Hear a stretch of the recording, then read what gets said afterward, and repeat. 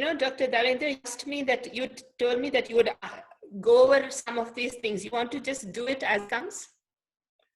Yeah. I mean, we just be very, very informal. There's no, there's some areas, but no, there's no set order. I mean, so let me Sure. explain to you. This is part of the academy which I'm setting up. Part of my foundation. You may remember I set up the foundation called the Genomic Medicine Foundation UK, which is a charitable not-for-profit non-governmental organization registered as a company. And within that, we have got many activities. I mean, like the Indo-UK is part of it, and UK-India Genomic Medicine Alliance, which we'll discuss today. And also my books and journals, everything. And so we have set up an academy within that. So around 30 people we have selected from all over the world. And there are about nine from India, 9 or 10 from India. And the rest are from, spread across UK, USA, a couple from South Africa, a couple from Far East, a few Australia.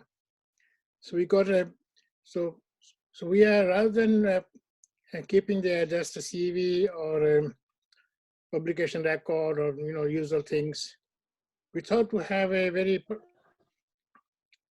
interaction on like a face-to-face kind of interaction, so that we when people will see who are you, what have you done, how have you done, where did you start, all these things are not obvious from the CV, as you know what I mean. You can list publication, you can list where have you been, which medical school or whatever. It does not give the real, as a person, as a human, So this, you are now, I think you are the 6th one from India, which I'm recording today. And, I feel privileged. And in fact, you are the only one from India with a clinical genetics hat. And other people and I've been practicing as such. Sorry? So I've continued to practice only clinical genetics and not really, mix it not up really, with pediatrics. Yeah, I mean, the background of your background is very strong, clinical genetics and pediatric. I think that, like me, we are both on the same kind of, but maybe I sort of expanded a little bit out in the last few years. So let's start. Just share some information about yourself. From where did you start your early life and early schooling? So I was born in Pune because my father was in the army and posted there. I did most of my schooling in the state of Karnataka, in southern part of India, settling between Bangalore and Mysore, because my mother joined the state government service and she's also a doctor. So I was raised in Bangalore. I did my schooling here. When it came to medical education, I did within the state and completed my MBBS from the University of Mysore. Oh, main University of Mysore. Yeah. Yes. No, not very old university. Other one is called JSS. Maybe it was not there at that time. No. Proper University of Mysore. Yes. Okay. And then, so before that, you studied in which part of Karnataka? I studied mostly in Bangalore. And then I did my high school and the A-levels in Mysore. Oh, I see. Okay. Yeah. So then after MBBS, you chose to go into pediatrics. Is that right? That's right. So during my MBBS, I had a very inspiring pediatrics. So I thought it sounded like a field to be in. So I joined pediatrics. I did my MD in pediatrics from KEM Hospital, Bombay, now known as Mumbai. Yeah, of course. Yeah. KEM, I know KEM. This is what do you call, say, SATE GS something? SATE GS Medical College? State GS Medical College and KM hospitals. Yeah, quite a So few I people, got into with a hospital. yeah, I remember, I think we went there once and the lady, I forgot her name, clinical genetics pediatrician. Dr. Mamta Muranjan. Yeah, Medula, what do you call Medula? Mamta Muranjan was there. Oh, Mamta, yeah, So, that's right. Mamta, I got mixed up the name. Not very good in yeah. names. So you did very well in pediatrics. I saw you that you were the top performance or gold medal. You had many gold medals during MBBS also, I think. Yes, I taught the university in both MBBS and MD. Oh, very good. So I enjoyed academics and I was lucky to have good teachers.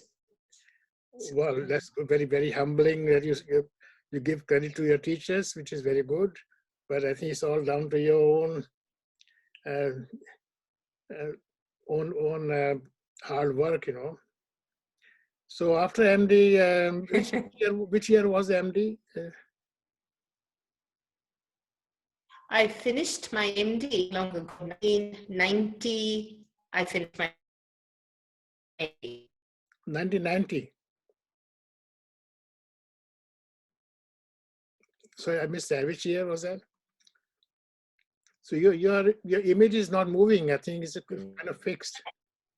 My MD in 92. Sorry, that was when I finished my MD. Hmm. And then so what made you to come to clinical genetics? Or did you plan for it or?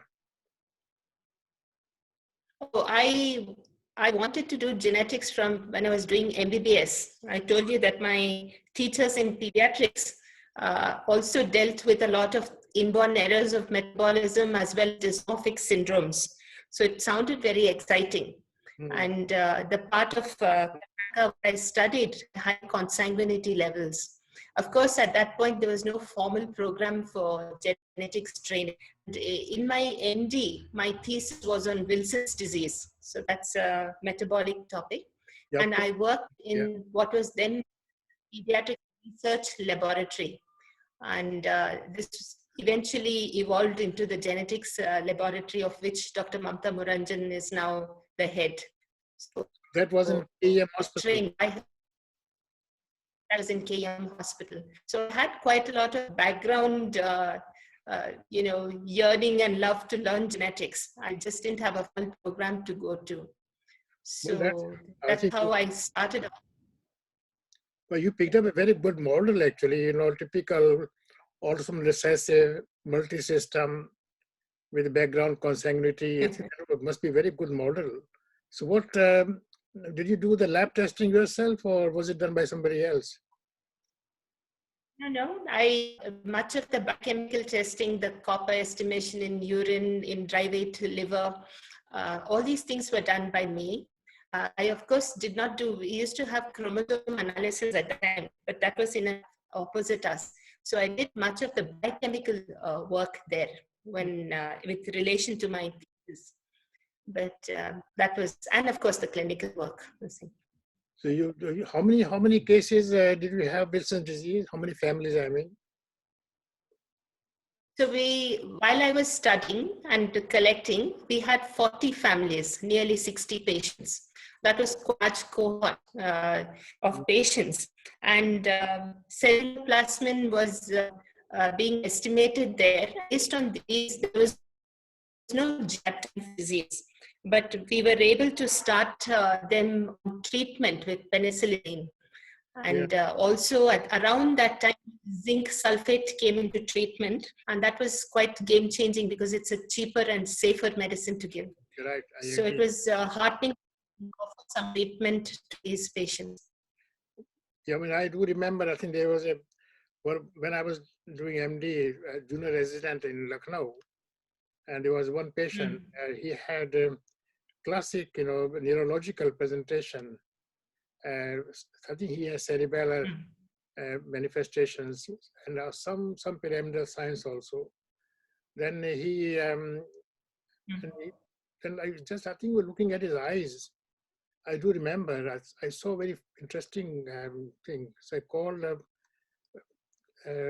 Professor Mishra. She was very able academic, and then she talked to somebody in ophthalmology, and the whole team came, and the professor came, and and then the patient was taken to the slit lamp examination. Oh, there was a big excitement about Kaiser Fleischer ring, KF ring. You know that, of course, you know very well. Yes, yes. So I think then that's how I think we came to know about. I came to know. I mean, and now I think here in when I was in Sheffield, as you know, Sheffield being the liver genetic, person, Stuart Tanner, who sorted out the Indian childhood cirrhosis, and then there was a clear overlap between the Wilson disease and some of the polymorphism. So yeah, I mean that's very interesting. So you had a very strong background.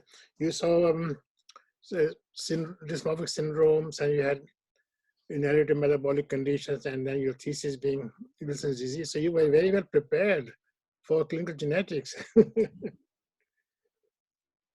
Yes, I love dysmorphic syndromes, although I did a lot more metabolic medicine. I always wanted to work with dysmorphology, actually, when I started off. So then, so which year did you move to UK then? I moved to UK in 1995. That was about 95. 3 years after I finished my. And then did you do pediatrics or you went straight to genetics? Oh, it wasn't easy to get into genetics. So things was that it was a prerequisite that membership exams had to be completed. So I went to Northern Ireland to Belfast because I came on a scheme called Overseas Doctors Training Scheme. And they required in the specialist training program to finish the membership exams. So I did about a year of pediatrics, mostly in neonatal ICU in Northern Ireland, and that's finished. And I did my membership from Ireland. Yeah, I noted the thing MRCP, MRCPI. Yeah, that's yes. That's because of Northern. When did you join the Kennedy Galton Center? Before that, actually, what had happened is because I used to do. I had after the nights off. I had the day, and there was a center in Belfast. So I used to. There was Professor Nevin and Dr. Stewart, and I used to just informal on their clinics. So that's where it all started, where I realized that there was a formal training program available in the UK. And then I started applying around once my exams were over.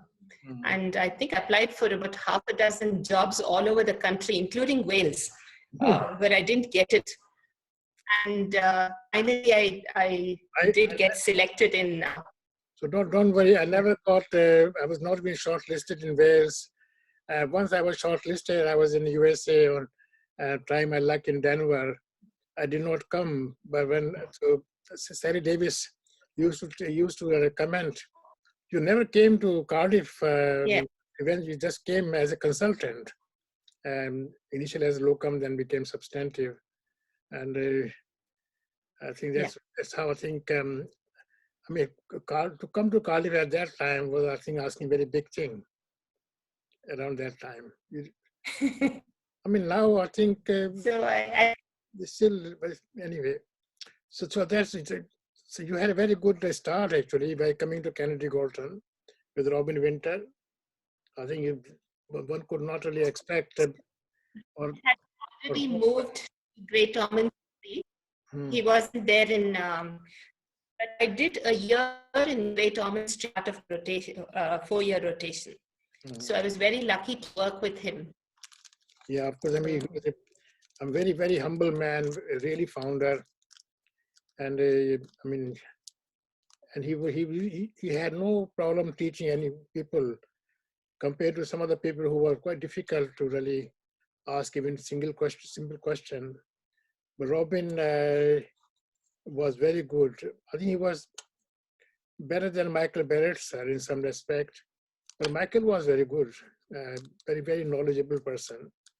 But they made, both of them made top class team, the world class team. And that's where I think me and you developed our career in this morphology. I was very lucky, actually, Dr. Dhendra. Being in Great Ormond Street was a dream because I got to work with Robin Winter, especially in dysmorphology, and Lise Wilson. And I learned a lot in that phase. I enjoyed every single day that I was there. It was yeah, Louis Wilson, so, and I, very, very good clinical geneticist from Manchester. I remember her, yes. yeah. So but So, you didn't stay in UK a lot. I do remember. I think we talked about a very interesting patient from Oxford. I think the patient had what you call the Haas polydactyly yes, or syndactyly, something yes. like that, you know. And Andrew We Wilkie, presented. yeah, I Yes. presented you. I think you also saw a patient somewhere, something similar. And Yes. I don't know what happened afterwards. Although Andrew Wilkie was involved, then I lost track with that patient or that family. I mean, So I had seen a case in Great Ormond Street, and we presented a joint poster in Manchester dysmorphology meeting. yeah. And you had a case, you had a case, but at that point there was no gene for this condition. And pretty much after that session over there, I think it was inherited. That case was inherited by somebody else beyond when I left Great Ormond Street. So I think it was published afterwards. Well, as I said, Andrew Wilkie did not keep me informed. I know that he carried out some work on that, and paper was published. So I lost track, and for whatever reason, you know. And anyway, that's just one story. There are many stories like that in my life and your life. Don't worry, you know. so, but you left. What I'm trying to really work out. I know you had a good reasons to leave UK and return back to India. But it must be a very difficult decision professionally. You build up you were in a good place and you could have got anywhere in London, anywhere in the country, consultant post with that background. So I did of locum consultancy in Guy's Hospital. I had a lot of nice opportunities. So as the day I finished my training, I got, I think the very next day I started working as a locum consultant in Guy's Hospital. Yeah. So I worked there for a year as a locum consultant, and I did cover the dysmorphology clinics mostly. And that was quite an experience because suddenly you realize that you have to be the decision maker rather than being led by a consultant, guided by a consultant. That's the main difference. Being a consultant or, I mean, yeah, but I think you could have been a consultant just like that, you know, in Guy's Hospital. They were very supportive of my being there. And I think that was when I decided that I need to go back, you know, because when I first came to the UK, I'd come with the intention of getting a very good training and then returning back. It took a bit longer than I should have taken to get back to India. But I wanted to come back when I could still do something. And that was always my passion. I wanted to come back. I didn't know what I would do once I came back, but I wanted to get back. And then you had your own family by that time. Oh, yes. When I came to the UK, I had my daughter already. She was 2 years old. And by the time I left the UK, I also had a son. So my husband and 2 children were also there in the whole picture. My husband was also, he's an orthopedic surgeon. So he was also in London at the same time. So that was the difficult part, deciding to actually, just when you're beginning to settle down, to decide and go back and start something new all over again. Mm. So I came back with the children because it would have been easier for me to manage them here than for him single-handedly. And the children were young. So that's how we did. It must have been a difficult decision, work and life, balance. It was extremely. I think I've always raised my hat to, I think, on your passion and commitment, and also desire to come back and return back to your homeland and serve your home country. I think which is commendable, highly commendable. I think I always said to many people here about yourself, and they were very surprised. And anyway, you developed a career in India, but maintain links with UK. So, Dr. Davendra, a lot of people call me foolish for that, for having left very good posts and a very good opportunity and also an income, which is very difficult to get in equivalent positions in India. To earn in genetics is very difficult here. So yeah, I mean, the good thing about the NHS, as you know, whatever specialty you are, the salary scale is same. Yeah, I think that's the uniformity of the NHS is very good. Whether you're a neurosurgeon or plastic surgeon, the same salary scale, and that is a huge comfort. Nobody around the world would pay a clinical geneticist that much money. In America, it's worst actually, to be honest. You go and ask the Americans, they struggle. They have to write grants every day, and to survive. So let's not talk about that. I think that's outside, I think, the remit of our discussion. But you maintain links with the UK, and I think that's where me and you came to know each other a bit much more professionally. I think before that, I had known you and met only a couple of times, but we didn't have any interaction at all. Sure. I think the good thing about UK genetics, especially the clinical genetics family, is that it is like a very large family, and most people know each other, even if they know each other peripherally. And many times you need to talk to each other for things that you can do cooperatively. And that actually helped in keeping in touch. I had it as a lifeline, my knowledge of people and was available and whom I could go to for help, because I was all alone when I came to India, and sometimes you feel very alone, especially academically. So that it's a help. I can imagine. I think the wavelength and the frequency of people around would be very different, because most of people, I would say 95% in India at that time, were mostly from the science background, and that too very narrow genetics background, and they could only see that small area, and they had no vision outside, also outside their field of work. So it must be very not just challenge. No, it was very difficult to get a job anywhere. So I went around looking for jobs in every hospital in Bangalore. And the first multi-speciality hospital that I went to, for want of better knowledge, they sent me to look for a post in the geriatrics department because it sounded like genetics. They didn't know what genetics was. So that I ended up going to the geriatrics department.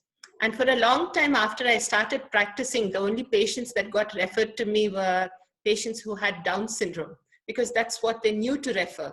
Most people didn't know what cases. Yeah, correct. They had no idea.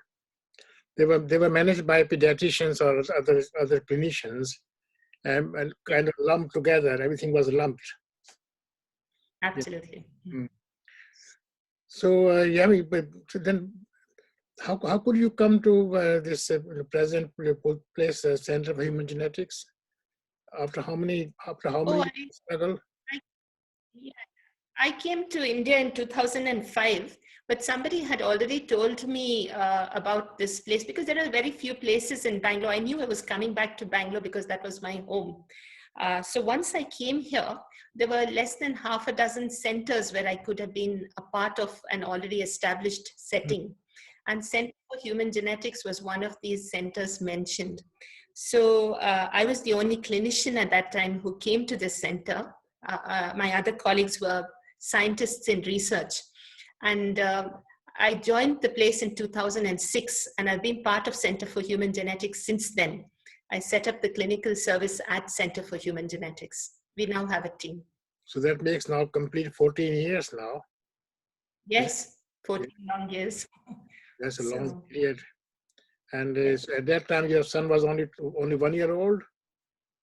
No. My son was a bit older. When I came here in 2005, he was about 5 years old. He Okay, was a fine. millennium baby. And the daughter was 7, Yeah. 8 years. No, we have got a big gap between our two children. So my daughter was 13. She was in high school in India. Oh, I Yeah. see. In India. Yeah. Mm. Yeah. Yeah. So you single-handedly you developed a clinical genetics base and a couple of labs in Center for Human Genetics. Yes, I didn't feel like that was what I just did what I was doing. I tried to, I realized the biggest gap was actually trying to get other clinicians to refer patients who had genetic disorders and metabolic disorders. So we don't have the luxury of having a separate metabolic medicine department who deal with inborn errors. So we do both things. So I spent a lot of time talking to anybody who would listen to me. I gave a lot of talks in every meeting that I could go to. I showed them a lot of pictures about syndromes, and that's how referrals started. So that's how we started off initially, just getting referrals to work with. Mm. And the second challenge was actually having a laboratory to investigate them. Even things like chromosome studies were extremely difficult, storing DNA. These were not easy to do in the beginning. Well, I remember actually when you organized, I would say the very first conference or symposium of my Indo-UK program, and that was you in 2009. And also you agreed to focus on the specialized area rather than general area of cardiovascular genetics. I think that was very bold Yes. decision. I couldn't believe myself, but anyways, because we wanted to come to Bangalore and we had a small team, and that was a very good start from our point of view. I think from our relationship and collaboration. If It was a very good meeting. Yeah, it was very good I meeting. have to thank you. But I think it was also, I think, from your point of view, I think, as I say, it's a mutually beneficial arrangement. I think because you could stay something for your colleagues and hospitals around, and I would also find my way in. Because prior to that, I had tried a few times, but the response was quite muted in different places. I used to go and give occasional talks or here and there, but without any proper program. But I wanted to have a real program so that there is an objective, there is an outcome measure. You know what I mean? And nobody believed in that, Yeah. especially, and they were more aiming to distribute high top sounding degrees and qualifications, and which looked like music to ears of all over the country, but without much underneath. So I was not very keen on that to be part of that, program activity. I wanted to have my proper objective. Okay, so these are the areas I want to target. Cardiologists, I want to target neurologists, I want to target ophthalmic people. You know what I mean? So that these people know. Yes. And as you said very rightly, they did not know what to refer. And if you go to these Yes. people, and these are tertiary specialists, and they are just putting, they had no idea, for example, for example, muscular dystrophy, they had no idea.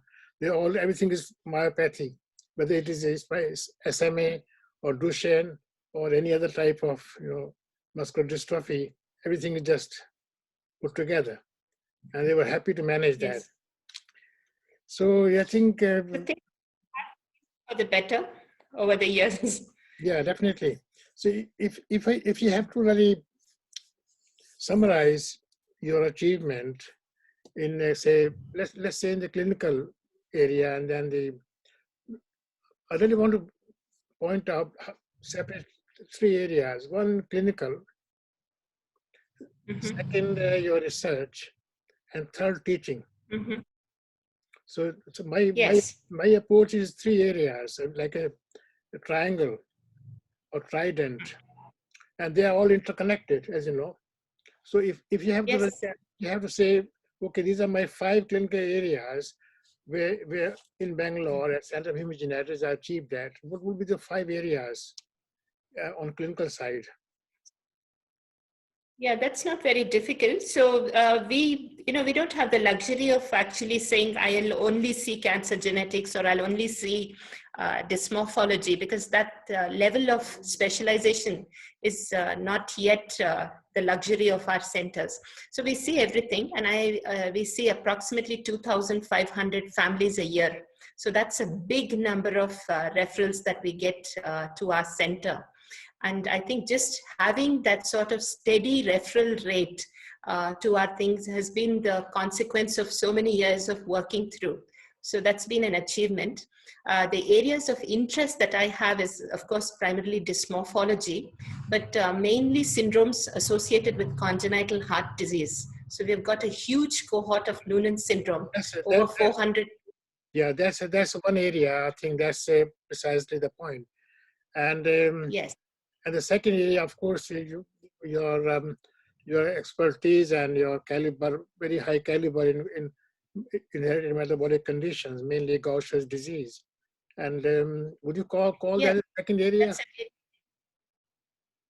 So Gaucher disease, but overall the lysosomal storage disorders, because we have got now in our cohort around 700 families with Yeah. lysosomal storage disorders, of which we have got about 105 Gaucher disease.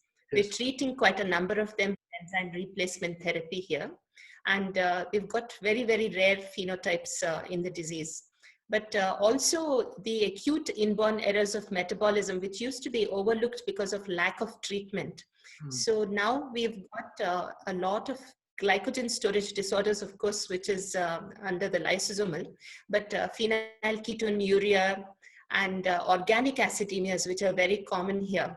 And one good thing that we managed to do was, because there was no therapy available and we could not import food from outside, the medical diets, because they were so expensive, we've now worked with a company in Bangalore and made low-cost medical diets for at least 14 different disorders. And so we've got a large cohort of patients on treatment with the indigenous diet, which has now got national approval. So these would be the areas of primary interest that we started off in the clinical field.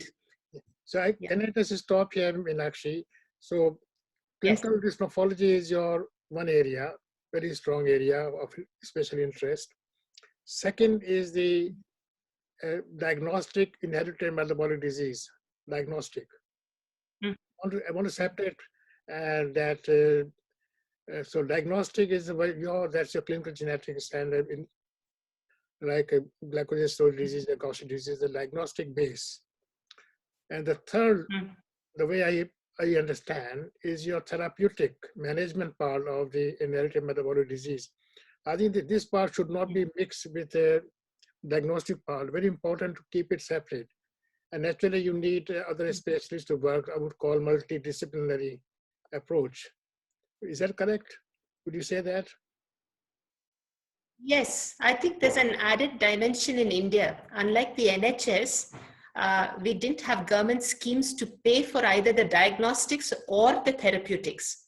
So we've had to go to court quite often against the government to Well, get money for treatment. that's my point. I think I want to separate that for the sake of recording, you know, that your activity, see, most people do the diagnosis, then I pass the patient to somebody else for therapeutics, and then you have no Yes. control. That has been like in the NHS, as you know, here in the UK, you only do the diagnostic and the genetic counseling. You are not Yes. involved in therapeutic or management part. And that was my challenge when I started the cardiac one, and I wanted to bring together everybody under one roof, which we have done. So I think in your case also you have engaged other clinicians in therapeutics as well, plus the enzyme, the what you call the companies and the suppliers, and you know all those people you have involved, and plus the government agency for funding. So that is your third area of achievement. And so what else would you really go for the fourth area of clinical genetics that Of clinical. Well, the thing is that we don't have that much of reference from cancer genetics yet, but we are looking at neurological disorders. You talked about Duchenne muscular dystrophy. So there is a large cohort, and we've got colleagues who have been trained in the UK in pediatrics neurology, and we work closely with them. So what we're doing is we're looking at developing antisense oligonucleotides here in Bangalore with the help of the Netherlands team, so that we can start treating Duchenne muscular dystrophy. And hopefully in the future, of course, nusinersen has come in on a humanitarian basis, but we will make our own nusinersen equivalent here. So that we can... I think it's a genetic neurology or neurogenetics, mainly the pediatric neurogenetics, what you mentioned, is your fourth area of achievement. That although you're putting together now both therapeutics and diagnostic in one, let's not separate the therapeutics, it's all part of the same thing. But pediatric neurogenetics, what we have picked up, is a very important area. In this respect, how much do you have interaction with the NIMHANS? Quite a bit now, because there is a department of medical genetics at NIMHANS, but there's also a lot of work that we do with the neurochemistry department, because we do all our tandem masks with them. We interact about management of our inborn errors with the NIMHANS team. So that makes a fourth area. And what about the fifth area? Can you think of any?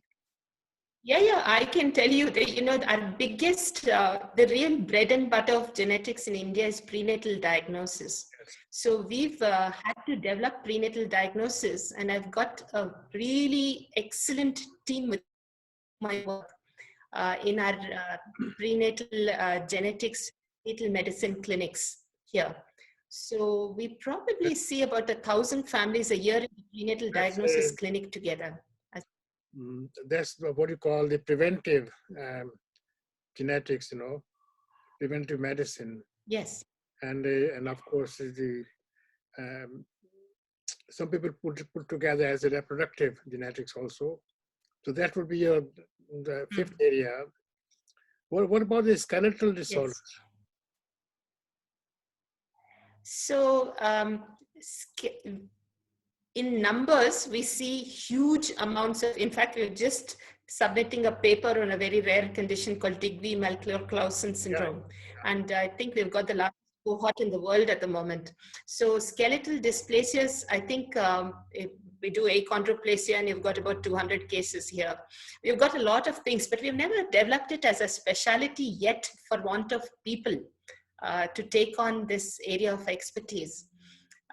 Certainly the numbers are not small. We've got plenty of cases, and at the moment, areas that we're looking at are related to metabolic disorders such as lysosomal, the dysostosis multiplex. Well, I think just to, as an outside observer, and my own interest in collagenopathies, collagen disorders in cardiovascular respect, historically, I was very keen on skeletal dysplasia, still very keen, and being one of the founding member of the UK skeletal dysplasia group. You might be I'm sure you are familiar with that. So I think that's you've done one monograph for me in my series. You and your Sanjeevi Reddy. Yeah, I think you have Sanjeev, you Sanjeev. know, colleague in I think Indira Gandhi that's area which is, I think, waiting to be developed, or you already got your fingers in that, your approach. Maybe you need a bit more, I think, input of other people and organize, rather than just limiting to skeletal dysplasia. Probably you can say collagen genetics or collagen genomics, which is a big field now these days. And so you can have a bit of a skin genetics also included in that. So rather than just confining skeletal dysplasia, you just call collagen genetics or collagen genomics base, which your place, Kennedy Galton Center, is now the national reference base there. Yes. So that is something which is worth thinking about. And then, of course, on the sky's the limit. You can have cancer genetics, you can have ophthalmic genetics, you can have many things. I think so. Your base is now very strong to develop many other areas. Yes, we also had two very excellent workshops done over the period of time. Both Christine Hall and Amaka Ofaya have come down with that and done, extended workshops with us on skeletal dysplasias. And these were again national level workshops where people from all the centers in the country attended on both these occasions. That's why I think I pointed out this is your area, which is I think you already got a foundation. And you need to really, I'm sure you can find ways of doing it. So let's just move to the research, which is, of course, your clinical research. So can you tell me something about your research achievements? Yes. So, obviously, because lysosomal storage disorders has been a focus area, we've been working with molecular characterization of Gaucher disease and the therapeutic responses that we get with Gauchers. So we have a huge cohort of patients, and we've been working systematically with them, with other world groups also. So with Professor Timothy Cox, with Professor Ashok Velodi, with Ari Zimran from, from Israel. And obviously from the US group, there's Professor Pramod Mistry in Yale. So all of these people have been very, very supportive, and they've also been collaborators in quite a lot of the studies that we are doing together, whether it looking at biomarkers or looking at genetic modifiers in these diseases, or even outcomes, because the type of Gaucher disease that we have in India is a severe early onset, unlike the Caucasian and the Israeli cohort, who have got a later onset and milder phenotype. So this spectrum is seen mostly towards the east, everywhere from Turkey to Japan is the cohort that we are seeing of these very specific mutations that are very severe. So Gaucher disease has been my area of interest for quite some time, not just the treatment, but also the clinical research.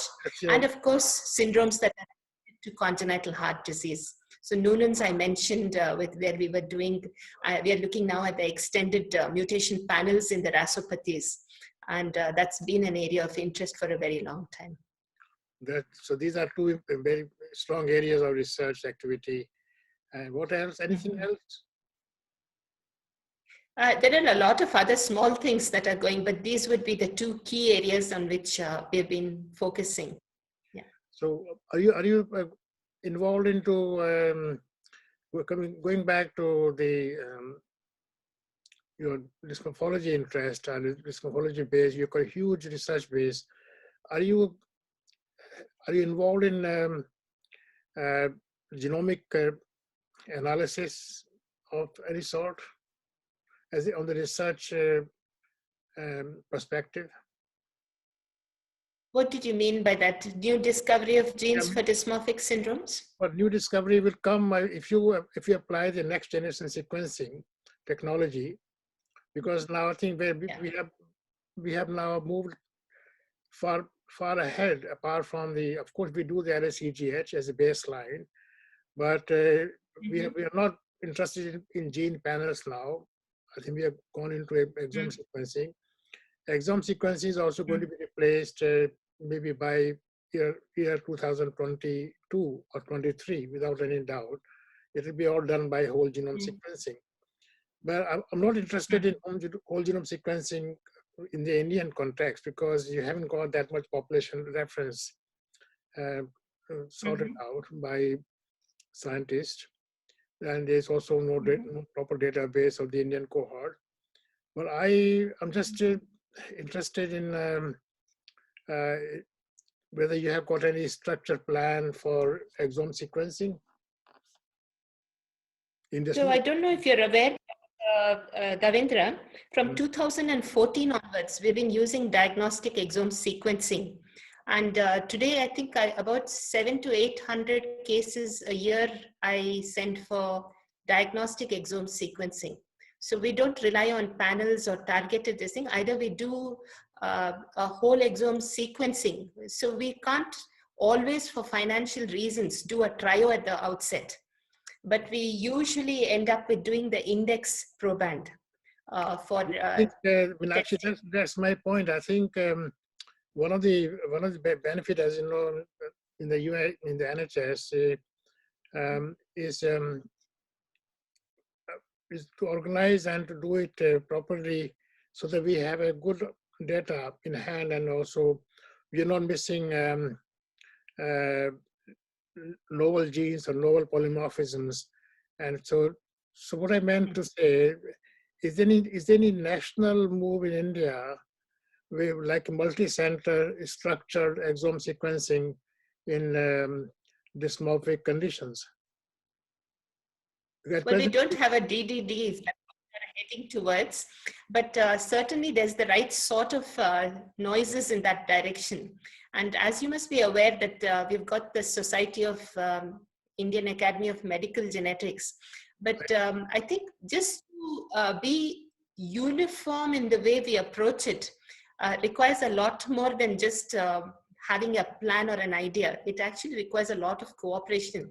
that's why I think And my I point don't is think that we've developed a degree of understanding. If you're asking about a database within my center, because over the last 14 years, we've had about 28,000 families. This is no mean number. So we have now created our own database, which is a very it's not a static database. It's a progressive sort of thing which goes on as we are developing things together. So we are not only recording all the patient data onto it, including the dysmorphic syndromes, it will also be linked up to all the publicly available databases in this field, the I think, HPO compatible.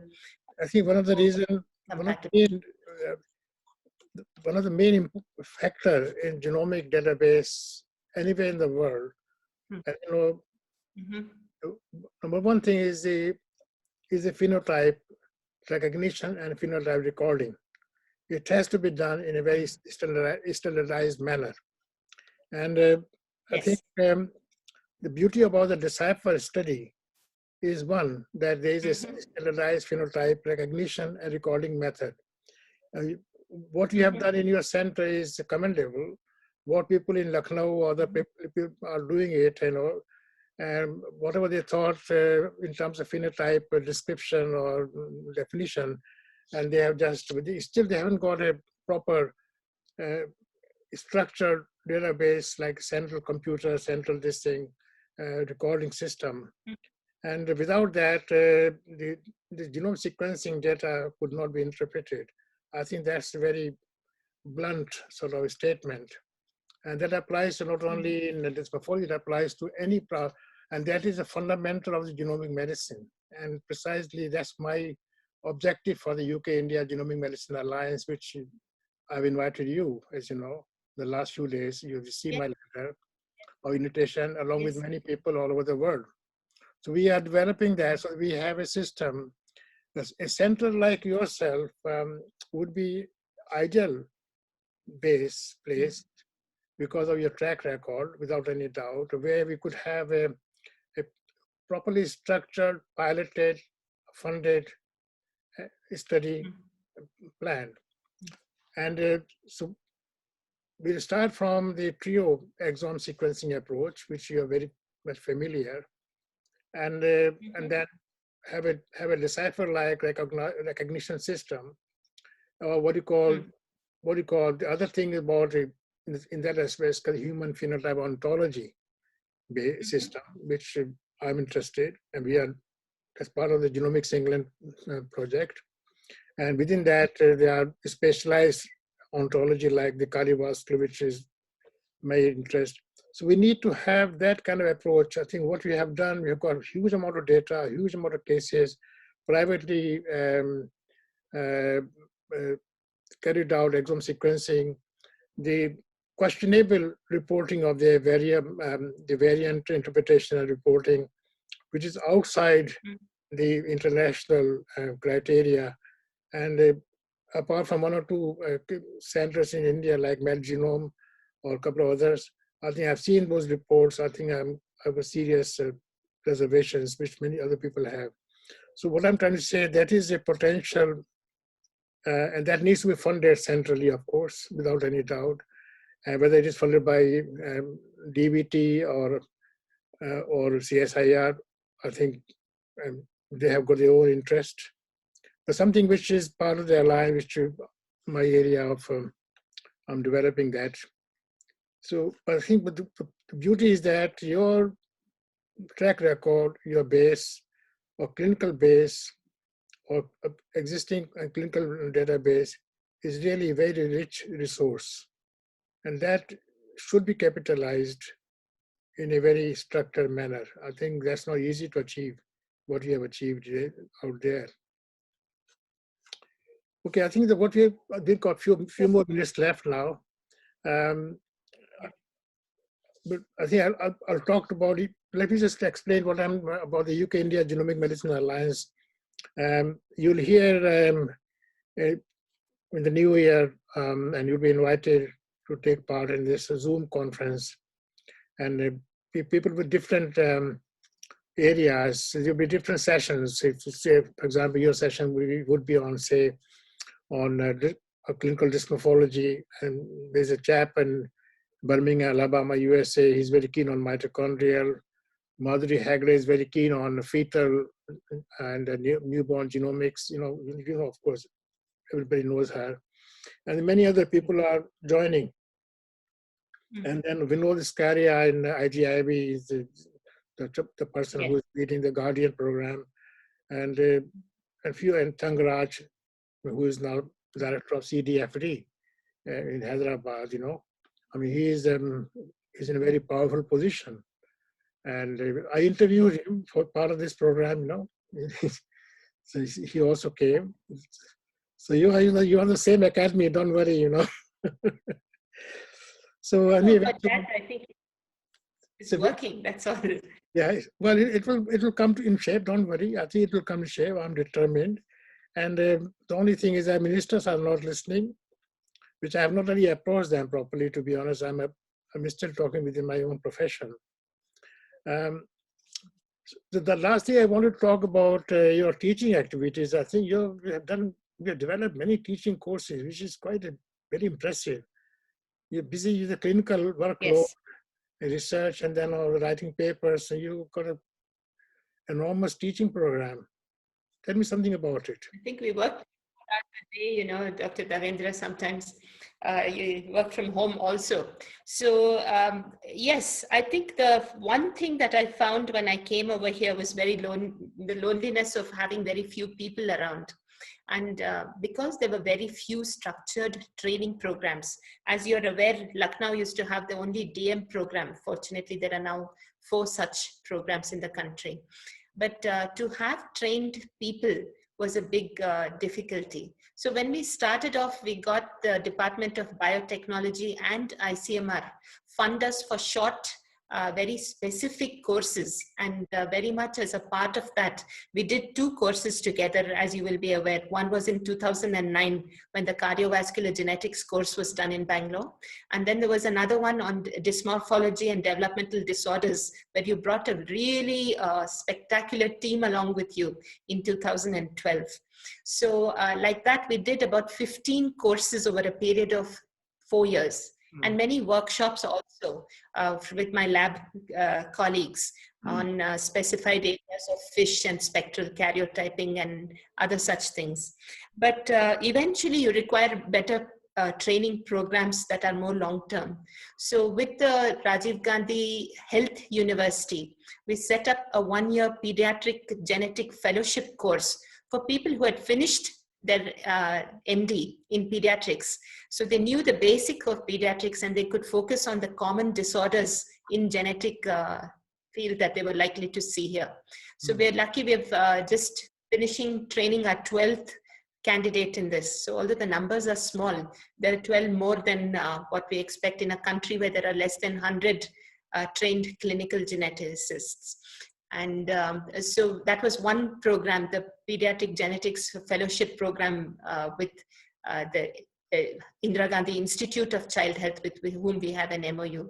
We also set up the master's course with Bangalore University on human disease genetics. And there's an entire module, a whole semester on the human aspect of it. So they get genetic counseling as well as ethics in research training in that. And of course, we've recently started. Please tell me. Oh, yeah. So this MSc human disease genetics is part of the Bangalore University. Which one? University. Yes.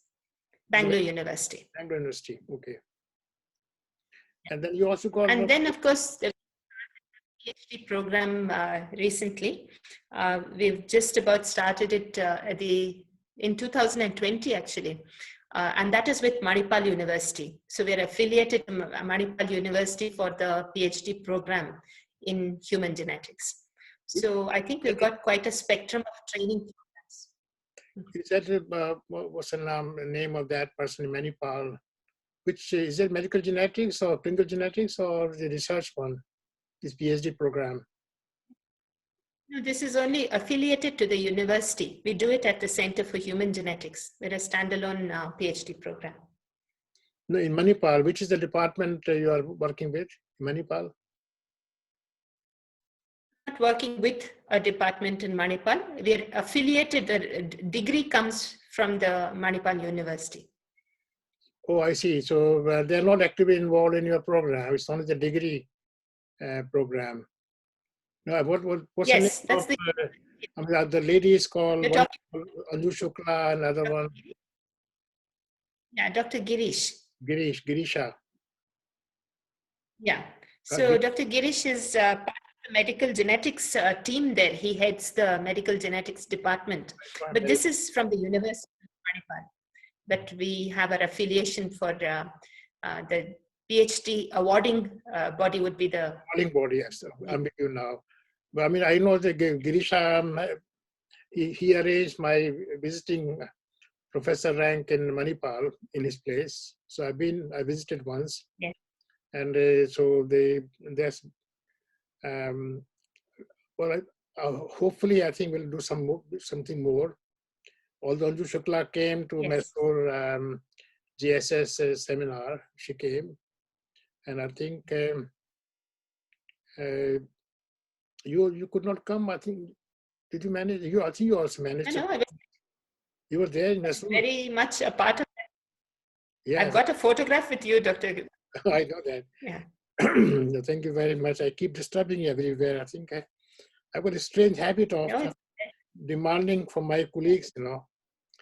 My wife says, Anju says, do you realize that they have got something else also to do, but you just tell them, please come, and they come. You're a spoiled person. That's because we like you, and we are always happy to be around you, so it's good. I don't know. I think I've got it. I mean, it's strange. I mean, we hear, I think that, I mean, those who would say no, I think, so there are two reasons. Either they are not interested outside their workspace, or B, that they are a bit apprehensive about I might have tall expectations from them. Anyway, so I think There are very few people who say no to you. I don't think there must be many who say no to you. well, I'm lucky. I mean, they, with these two conferences in Chandigarh, cardiac and the cancer in AIMS, Delhi, I mean, it's extremely successful. I managed to get a top class team, not only from UK, from Holland, also USA and Canada, Yes. and they're very keen to take part in future. In fact, I mean, they're all interested to take part in UK, India, Genomic Medicine Alliance. I mean, it is an alliance. It is just open for all. So long you have got a project or idea that could be applied in the Indian setting. If you are thinking about to bring it to India, gene editing, I would say thank you very much, please. I'm not interested because and that's one of the problem because I've been to many places in India. I mean, they will they'll start boasting. Oh, we are doing a stem cell. I said, what are you doing a stem cell? What for? They have got very little idea. One case very interesting, and so I said to this person, iPSC. I said, are you doing iPSC? He looked at my face. Then I realized he had not heard iPSC. I said, this individual pluripotent stem cell. Oh, yes. And what do you mean, oh, yes? Are you doing it or not? The iPSC is so people have got a huge amount of investment made by local people. It's lying there unused, and they're just writing here and there, copying here and there. I think it's so disturbing, to be honest. And just because it sounds very good, a stem cell or single cell, whatever, I'm not after that. I mean, after I'm very keen, as you know, Meenakshi, one has to look at the outcome measure. What is the outcome? Where would that apply? Then only one has to go for the research or piloted controlled research so that you can have the outcome you can apply in your patients. That is our job, isn't it? That's our job. That's why we are called clinical geneticists. Yes. And we've been very lucky in Bangalore. I think there are just giants in science with a lot of ethical background. If you look at our governing board in my center, it's something to learn from actually. So we don't face the type of problems that you've just mentioned about loosely using either stem cells or loosely using treatments that are not approved. So we've been very systematic in the way, and I think one of the good. Yeah, I mean, there's small universities in India, small new medical, and I mean, like big places also. I will not name. I think it's right. I have to look at the ethical aspects, and of course the implications of it. And if you haven't got a training, you haven't got understanding, you have not seen a patient. That's the worst part. They have not seen a patient. They haven't got any patient link. There is no referral system, and they have no idea what patient. They thought the patient has got muscular dystrophy, and then they start talking loosely. And the COVID-19 is a good example. People are publishing material, have got no idea about the COVID-19. The world is unknown caller. Sorry. Anyway, let's not go into that. I think the main thing is that your achievements are really commendable, both in the clinical research and the teaching area, which I think, despite your personal difficulties, I think you have achieved a great deal. And that's what I thought I will include you in this series. Is there anything else you would like to mention? Any message for others? Any young clinical geneticist, young lady, bright lady like yourself, got a family build up, and then a career, Well, I think, and working with a well, I husband, think working with a husband who has also got a career ambition. You know what I mean? Those I don't think it's easy for any. You yourself have seen this firsthand. I don't think anybody where a couple is working together has a life that's easy, especially when there are children involved. I guess you need to take a day at a time and have the ultimate goal in front of you. Once you know where you're headed, you'll always find a way to get there.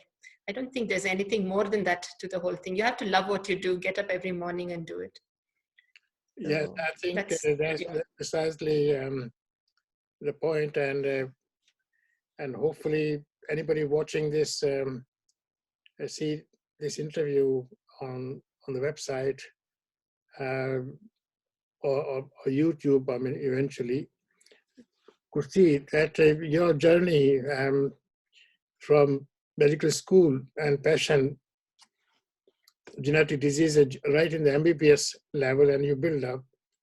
And then what you are today, and you've got a great future ahead. And it's a matter of time that you'll forget the clinical genetics, you'll call yourself a genomic medicine physician, which is, I think, going to be the future title for us.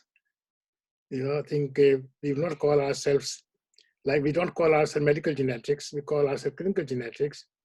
Similarly, people are calling clinical genomics these days themselves. And now I think the time has come that we will be called genomic medicine physician. So I think, I think sorry, what did you say? I think whatever we are called, I hope we continue to do good quality work wherever we are. That's more important. Well, it is the patient, I think, outcome of the patient, you know, is the quality of patient care, isn't it? Yeah. Yes, absolutely. That is our job. So That's a basic doctor-like responsibility. sure. Let me You just, know, and I'll stop recording now, then I'll show you something else, which I don't want to record, but I will show you something.